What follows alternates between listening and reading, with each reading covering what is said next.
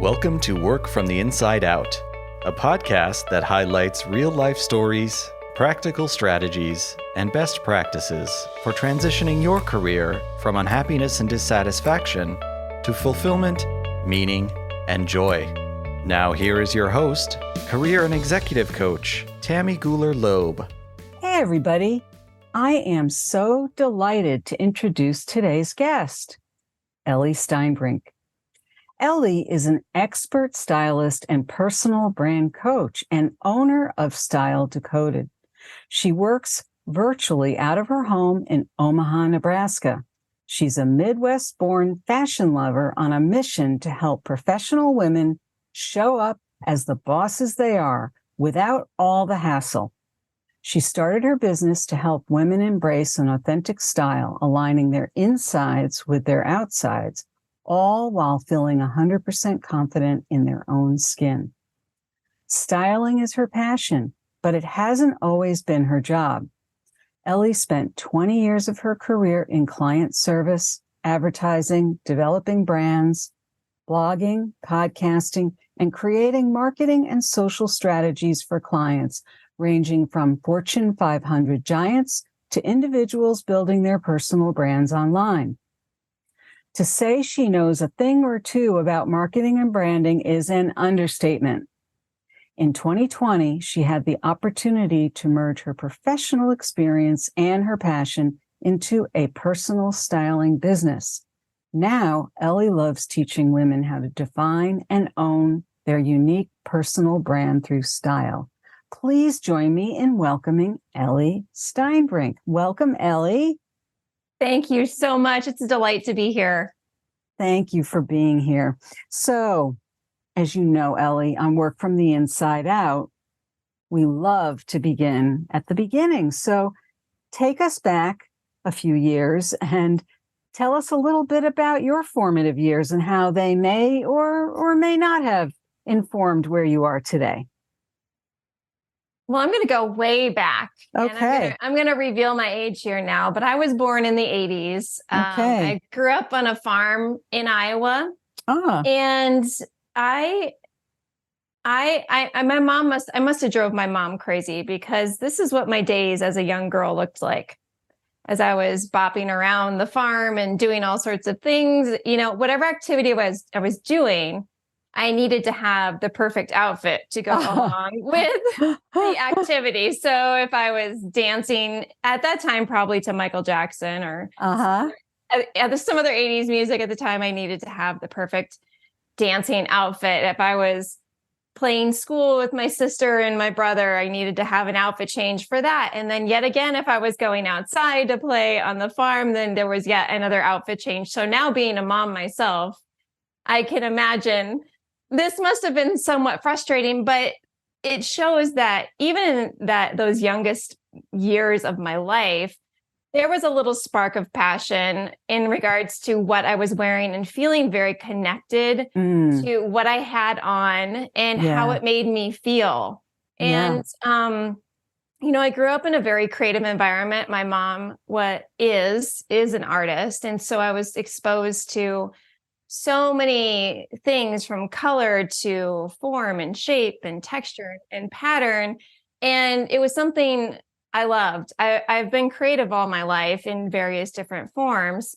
And my dad's a farmer. And so I was getting sort of that mix of a business-minded father, who's also very creative and strategic, and then my extremely creative mother.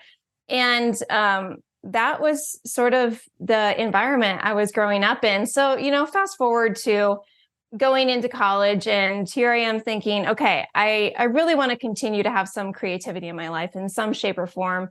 And I had set my sights on doing marketing. When I started college, the school I went to was a private school. And so I wasn't able to go super narrow into, let's say, into advertising, which is essentially what I wanted to do. I wanted to go work in an advertising agency. They seemed like a ton of fun. I specifically wanted to be on the client service side because I've always just been really good with people and really good with communication. I was in theater and communications and all sorts of things in high school that really, I loved and wanted to continue that into whatever career I was going to do. So it was actually a really wonderful thing in disguise that I ended up going to a private school. Couldn't get so narrow to get a degree specifically in advertising. What I ended up getting was a business administration degree with an emphasis in marketing and communications. How you have to do that. Yeah. I'm with, the smaller schools that aren't as in depth with their degrees.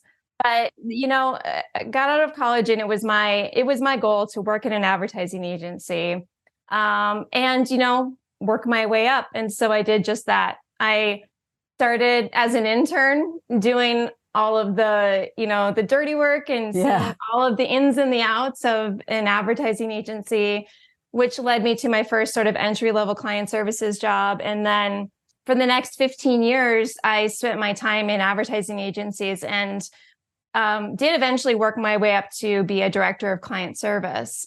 And, there was good and bad times, I would say. There was a lot of fun. The environment of an advertising agency, if anyone has ever experienced that, or maybe have an idea of what that might be like, it is a very fun environment. It's a very creative environment. In fact, you can kind of express yourself through your style. It's encouraged that you do that in that kind of an environment. Whereas I had an internship, I remember, at a law firm when I was in college.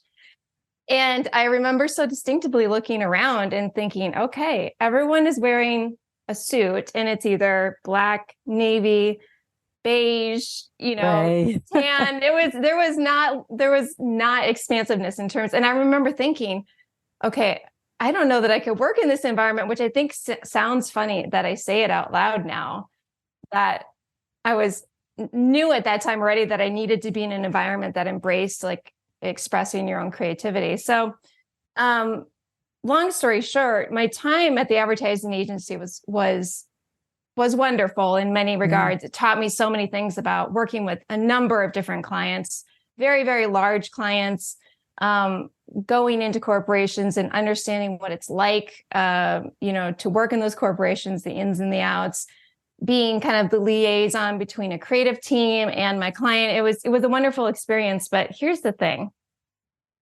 I have a friend now, and she's a coach, and she has this saying that says, have you ever had that experience where you're climbing up a ladder and you get to the top only to realize your ladder is up against the wrong building?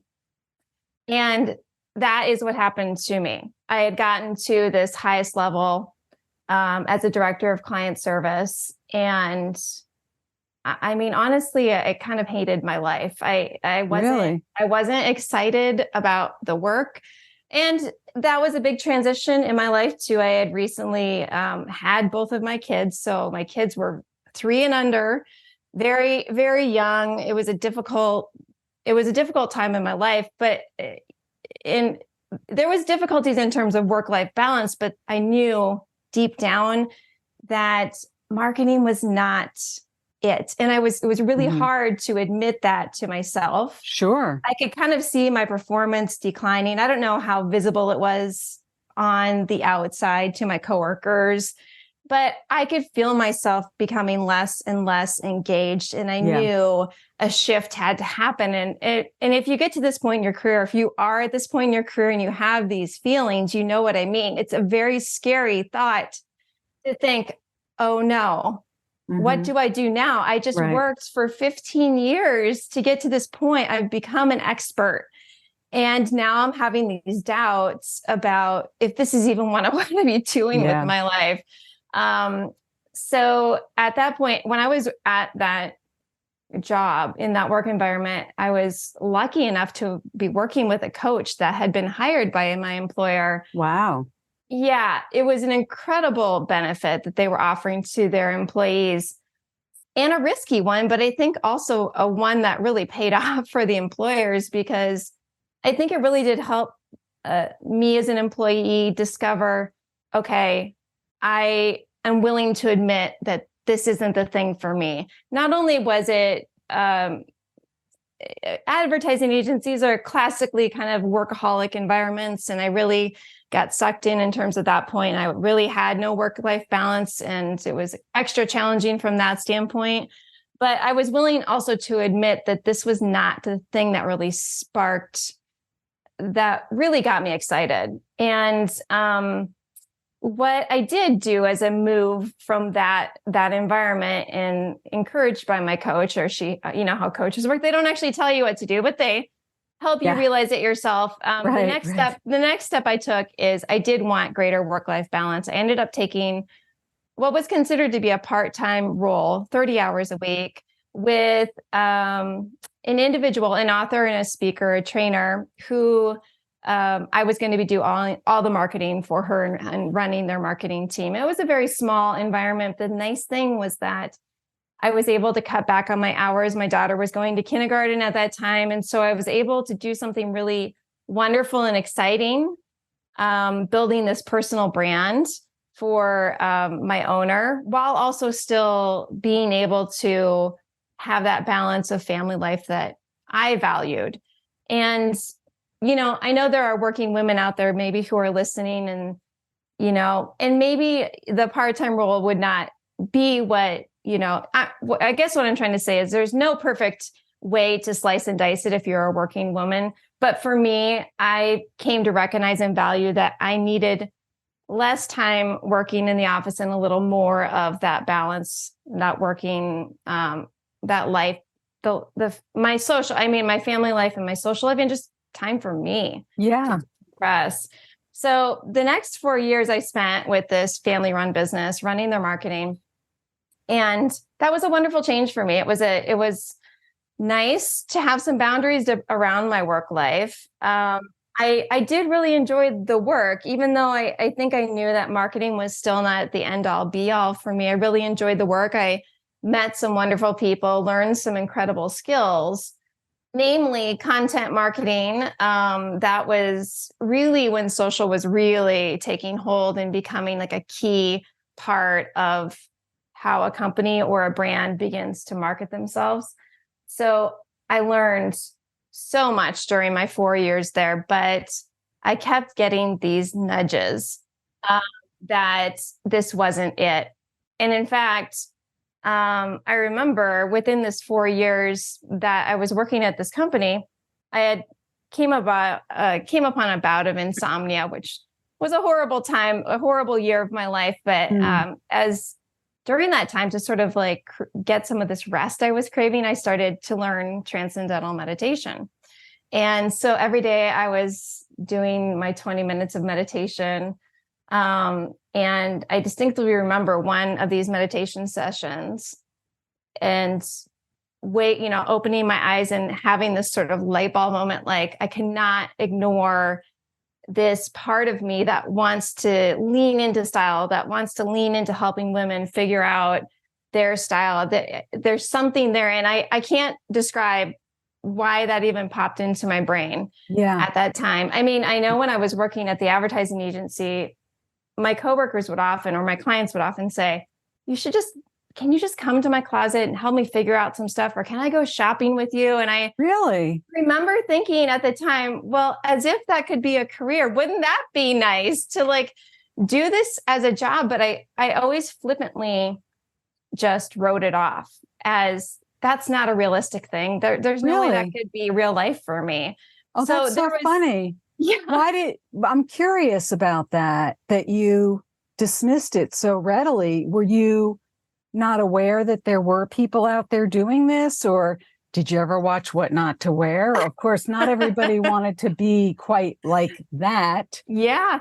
I think it was a little bit of all those things. It was a little bit of me not even realizing that was and I'm going to put air quotes around legitimate career. Yeah. I kind of thought it was like this like side gig, maybe.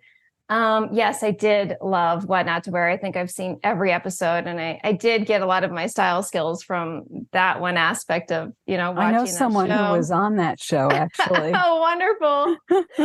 Let's hope they're still rocking their new style. Yeah. But then there was part of me too that was thinking, I'm on this career path. I got to stick to this path in which I'm like, I'm still working to get to the top. At that time, I think I was still sort of in a middle manager position, on the client services team. And it was kind of like, no. I mean, why would you change gears now? You've put all this work into it. I hear that all the time. Yeah. So, and I mean, I've had friends and family members ask me, can you come help me? I would, come help me or come shop with me. And I would always be excited at those opportunities to do that. But it was always this sort of like dismissive thing. And so I don't know. I think it was the universe's way of continuing, how it does it. There's these nudges, whether you're paying attention or not. Right. And that day after the meditation session I had, which I know sounds very woo-woo, and I don't think everybody experiences it that way, but something in me woke up. And that day, I started to pay attention. I started to post the outfits that I was wearing. I created a channel all around style. I started sharing tips and building my following. And I made a promise to myself that day. And granted, I was still working at this company. I was just sort of following this nudge and kind of seeing, okay, what happens if I follow this nudge? And I remember making a promise to myself. I said, I'm going to start doing something with this. I'm going to start posting daily. I'm going to start talking about it. I'm going to just see what happens. And if I ever get tired of it, if I ever dread it, if I ever think, this feels like such a chore, I'm just going to stop. There was no commitments around it other than that. It was just like, just play around, have fun, see how it feels. And, and it wasn't like, I'm going to start a personal styling business. I'm going to, it's I didn't put a lot of like parameters around it for myself, That's really interesting how you did that. That you just started putting yourself out there, which is really hard, I think. But that you didn't get too attached to where it would go. You just allowed yourself to be who you are and see where it went, and not even knowing if it would turn into anything that was going to be work or whether you were just expressing yourself.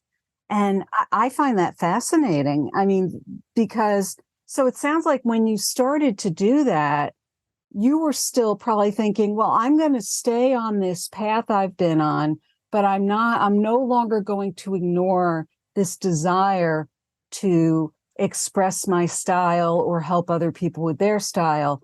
But that's just kind of like a hobby. Yeah, that's exactly it. You said it so well.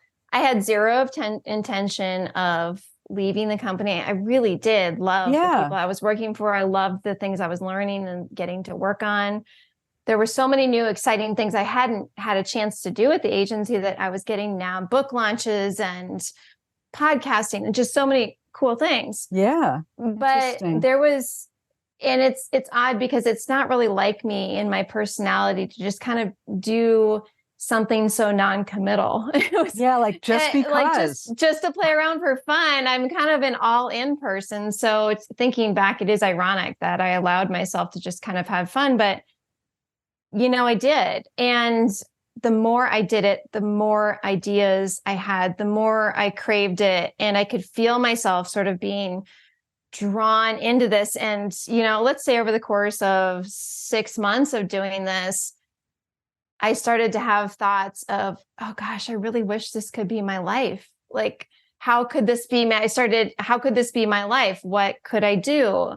At that point, a few people started, they would find me online and they would reach out and ask me, can we work together? And so I did a few things on the side.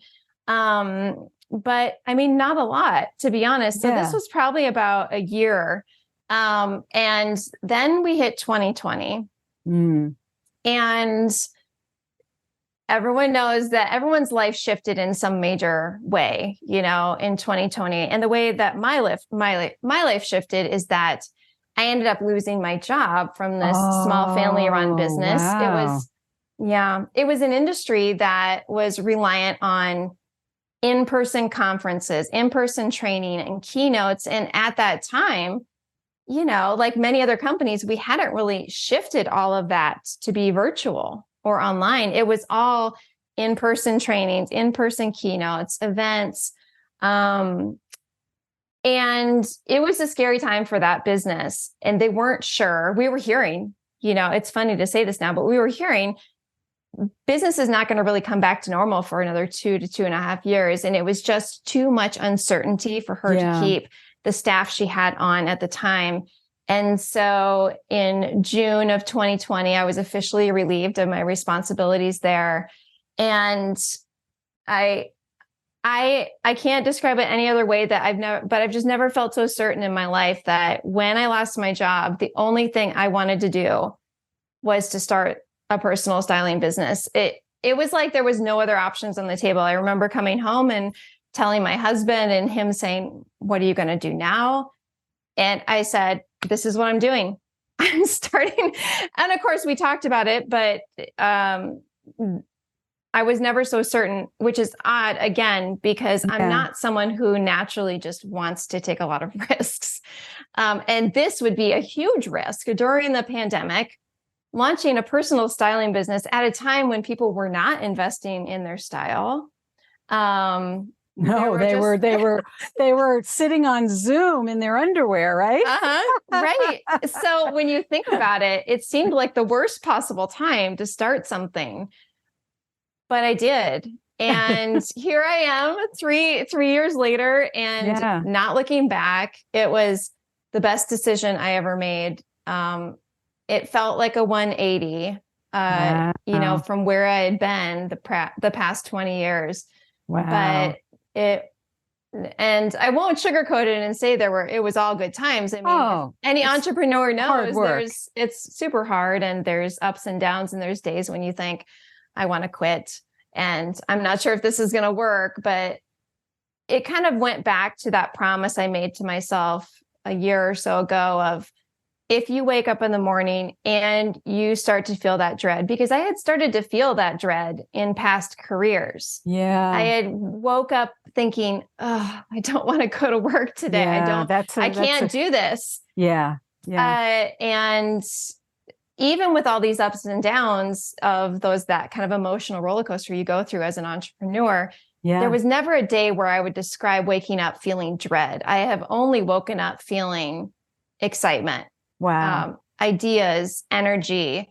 So that was a very long answer to your whole formative year, but you got the whole picture there. I love that. But you know what? It was a great answer. And it really took us on your journey. So thank you for that. And the thing that really got me was, or what I started to think about as you were sharing your story, is this picture that you painted so beautifully of how, yes, you were this person who was so committed and tied to kind of a work ethic of, I've built this career, I'm sticking with it, and yet you found a good compromise by moving over to the other company and doing 30 hours instead of a very full-time type role. So you started to edge over to meet more of your needs, and you kept feeling those nudges. And then you started to listen to those nudges more. And the more you listen to those nudges, the theme that was running through my head was, you were really, above and beyond all the external factors of things that you felt maybe a responsibility for. Underneath all of that, I sensed you trusted yourself more than anything and anybody else. And you trusted that whatever you were doing, even if you didn't know where it was going to land, that you were going to be okay. And that's the sense I'm getting from your story, is trusting yourself first meant that no matter what happened, you would move forward, whatever that looked like.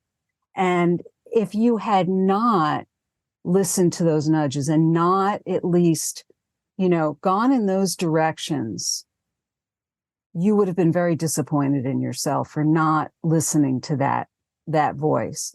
And I don't think that was so woo-woo. I mean, I understand why, well, maybe because I'm a coach, so of course I don't think it's woo-woo, but I'm not a particularly woo-woo coach.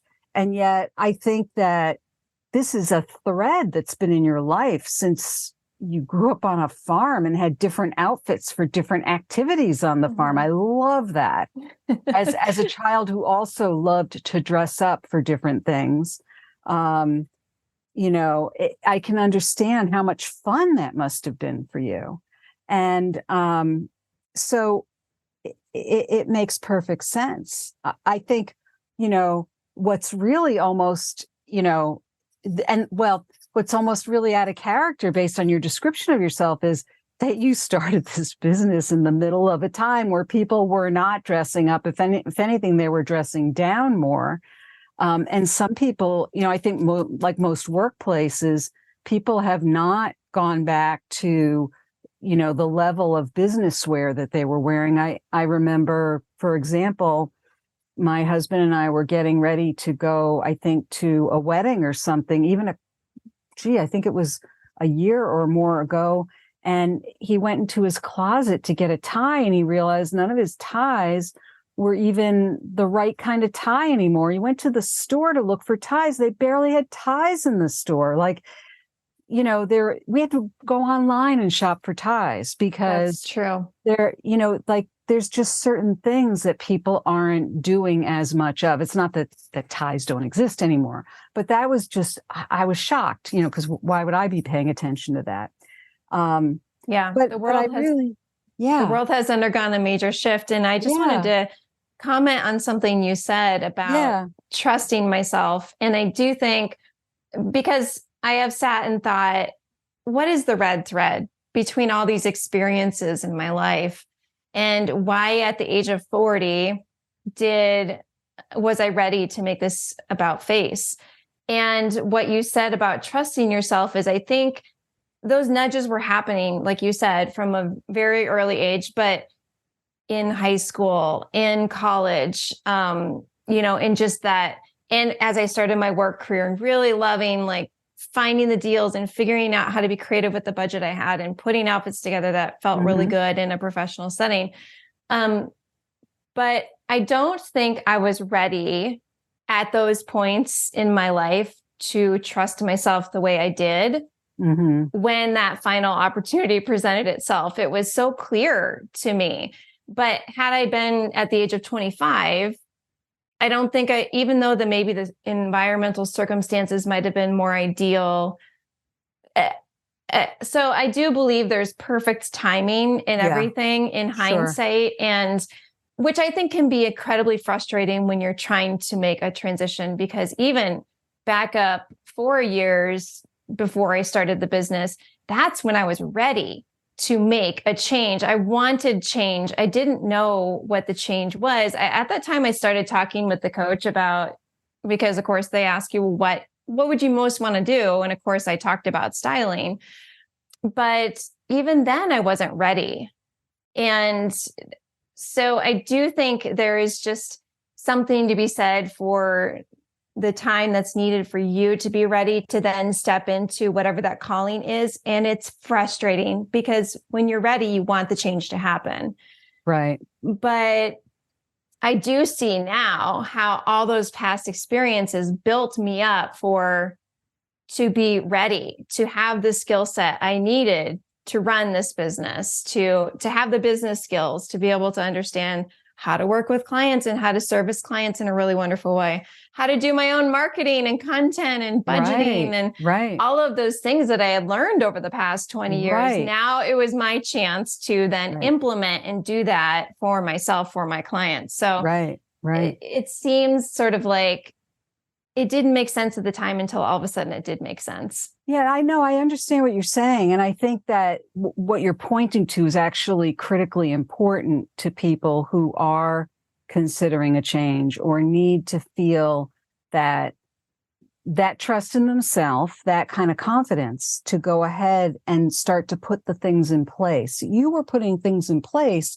for several years before you actually made the change. And yes, there were some external circumstances that really propelled you into that change, but you could have easily said, when you got laid off, you could have said, I think I'm going to still look for another part-time gig while I'm building my business. Some people do things that way. So, you did what felt right, and you had support to do that, which is always a good thing. But I think that, you were getting external support to do this. It wasn't like you were doing it in a vacuum, and you had been preparing for this for a while. And I think also people sometimes think that when they're going to make a change that, they'll say, like you were saying, like, but I've put all these years into this other career. Guess what? That other career is still part of your career. Everything you've learned all these years is serving you beautifully and enabling you to launch, to have launched this business in such a robust way. You wouldn't have been able to do that if you just, if you had had a whole different career and said, hey, I think I'll start doing styling, if you knew nothing about marketing or nothing about, generating content and, developing an audience and all of those things. You already started doing all of that. So, those things are really important. You really, you had already springboarded into that.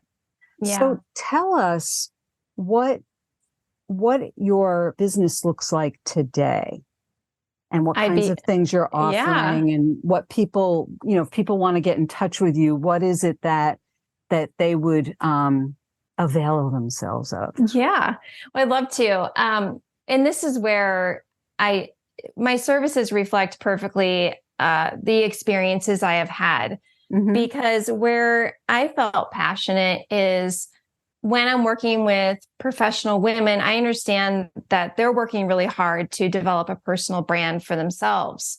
Even if you're working at a company, or if you're an entrepreneur or a public speaker, or whatever your role may be, we all sort of develop these personal brands. And if you're in a leadership position, you're getting coached on this. You're getting coached on what's your leadership style and mm-hmm. how do you present yourself. Right.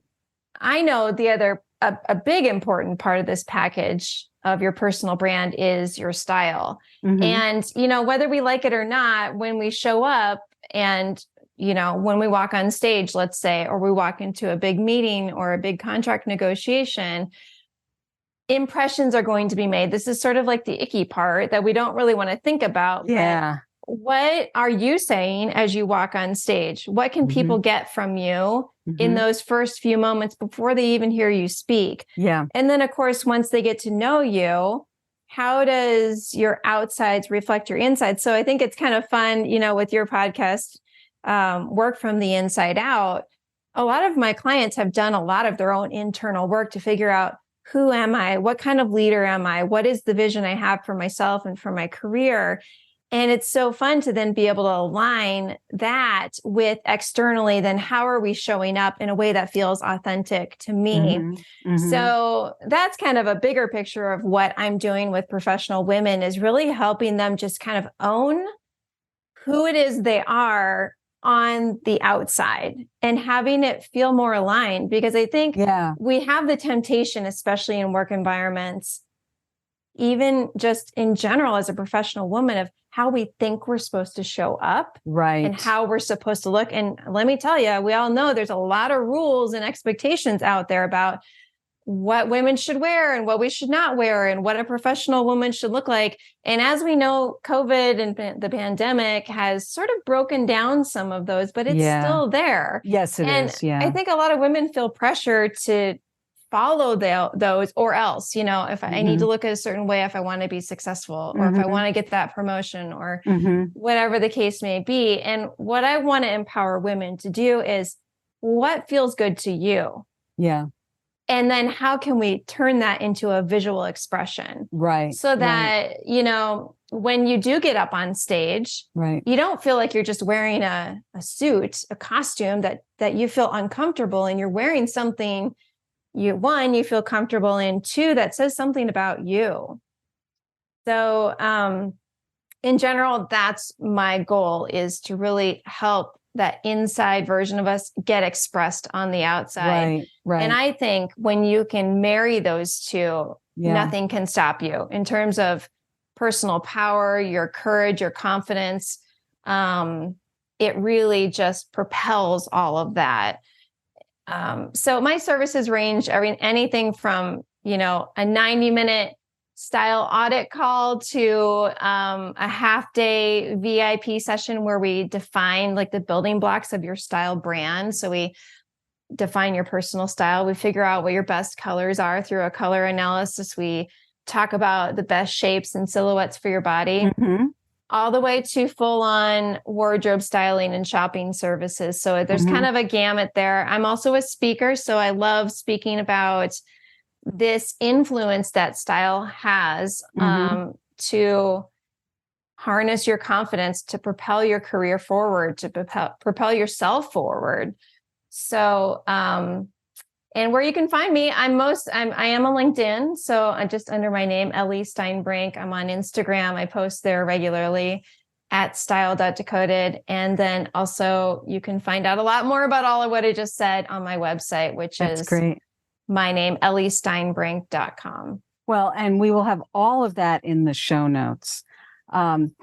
Before we wrap up, though, I want to ask you one more question, because you've made a number of changes and transitions as you've gone through your career over the years, starting with a law firm. Yep.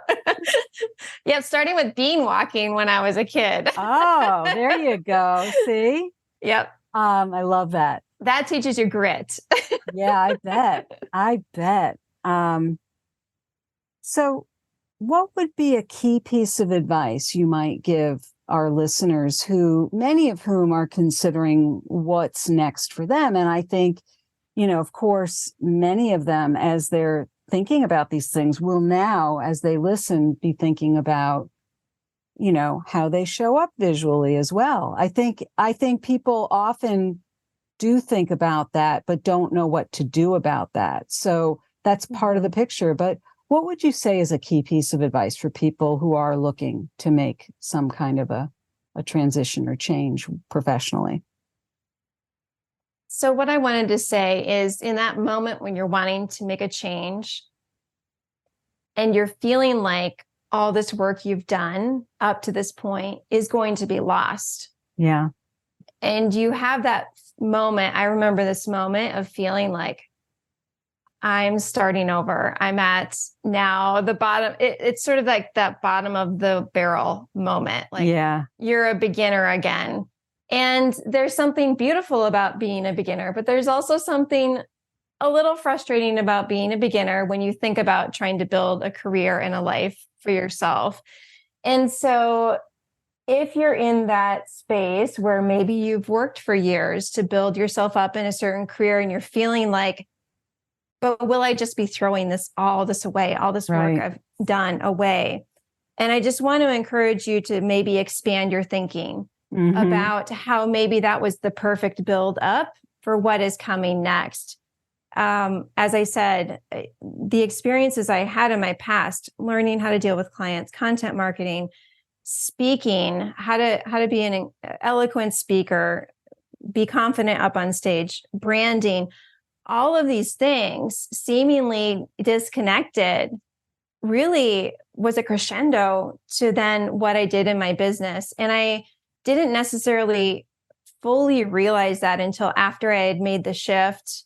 And you're at that moment where you're thinking, okay, I'm back at a beginner stage and I feel like I'm not an expert.